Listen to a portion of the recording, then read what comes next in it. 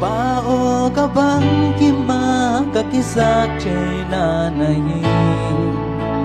kalom hoy ben nahiya ka sang kam zong nahi ka pa zong nahiya ka kumpi pa zong nahi dap na sa to mang pa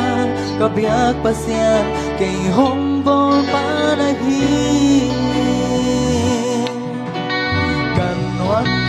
kadahon jang katisapเป็นนังใน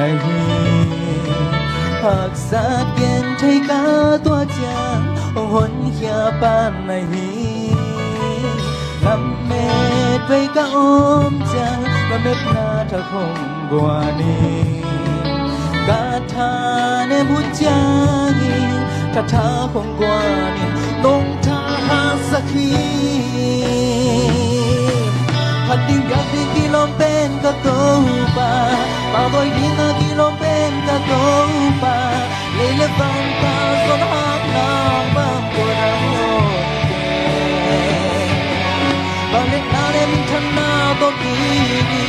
Wazo pen sang pen ka pasyan Baby di ngom lo atu pi pen topa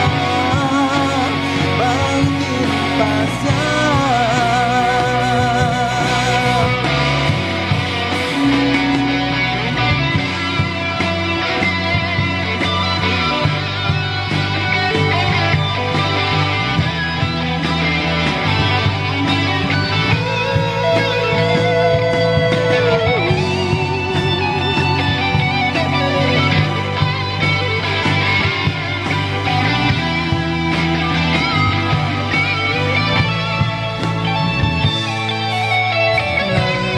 sát các tua huân tráng cây nông đậm sát kỳ dẻo hi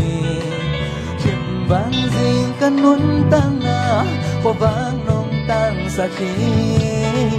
ca ca na khi tôi tê nông đậm na tô nông hi sa ca ca huân tráng hi ta tha không qua ni nông tha sát khi Kilo pen ka topa Bagoy di na kilo pen ka topa Lelevan ka son hang nang bang kwadang oke Bakit nalay min chan na to kini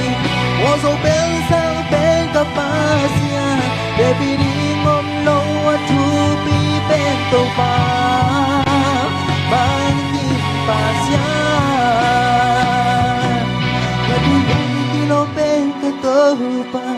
Bagoy di nga kilom pen ka topa Lelevan ka son hang nang bang kwadang oke Bakit nalay min chan na to kini Wazo pen sang pen ka pasya Baby di ngom lo atu pi pen topa Bang di pasya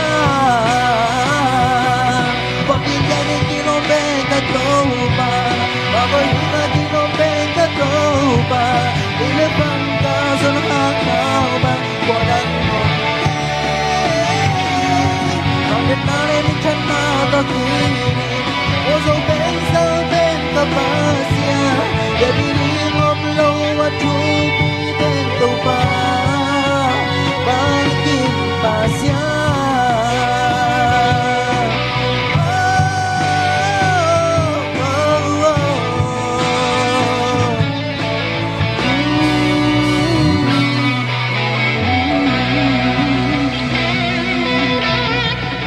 Amen. Apit agin ka lang.